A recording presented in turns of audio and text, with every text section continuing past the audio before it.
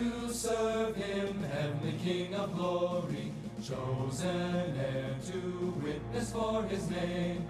Far and wide we tell the Father's story, far and wide his love. The most important lesson I learned as a missionary was to not let your happiness depend on things that are out of your control. And when I say that, I mean pretty much the only things in your life that you can control are your relationship with your Heavenly Father in Jesus Christ and the way you treat others. I was so much better at making logical choices, at thinking more logically than I had in the past. You need to use boldness without being overbearing. Just a love of the scriptures. They really came alive for me. I just came home smarter in every way. Not only to have faith in Heavenly Father and Jesus Christ and His gospel, but also to have faith in myself and kind of have faith in God's faith in me as one of His servants. Patience was a lesson that I could benefit from. No matter how much you get rejected by investigators, people you meet in the blocks or anywhere else you go, no matter how much lessons don't go the way you plan, as long as you understand what your relationship to your Heavenly Father is, and as long as you're respecting that relationship, and as long as you're treating everyone else like they are truly, sons and daughters of God, I can guarantee that you will always be happy. A greater appreciation for the gospel. I felt the Spirit a lot more in my life. I gained a much stronger testimony. All around, a mission just blesses everyone's lives.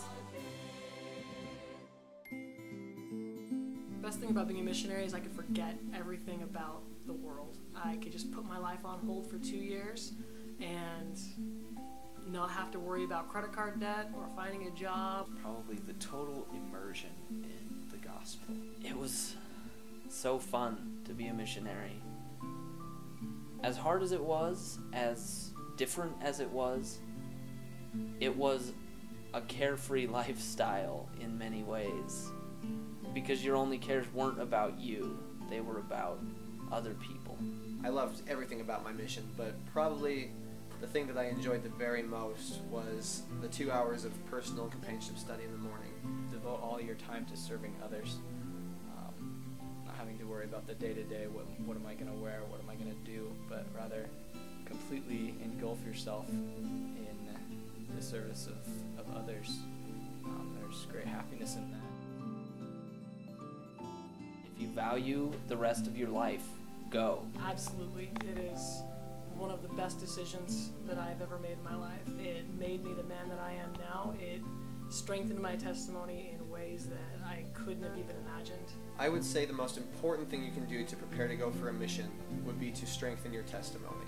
If you want your life to be blessed, go. It's hard, but it's fun. Like every return missionary, I would encourage it, but you need to make sure that it's something that you can devote your whole heart to. Your marriage will be blessed.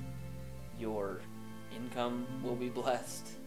Every aspect of your life, especially the spiritual, will be blessed, and there is nothing in this world that can replace it. You'll gain an appreciation that you can't even imagine. Understand more of Heavenly Father's plan of salvation. You'll understand more about the atonement, of how it works in an individual life. If you know that the church is true, and you've really worked hard for that testimony, if you've studied and you've prayed, and you know with all your heart that it's true, nothing can stop you. The thing that you should know is that your pre-mission life is much like pre-earth life. If you were new into the country and you were in your first transfer with your trainer, you were born. I was born as a missionary. As a greenie, you go out to your missionary and you are born to your trainer. Your trainer is then your father. You're then born to a loving mother in my case, father in the case of young elders.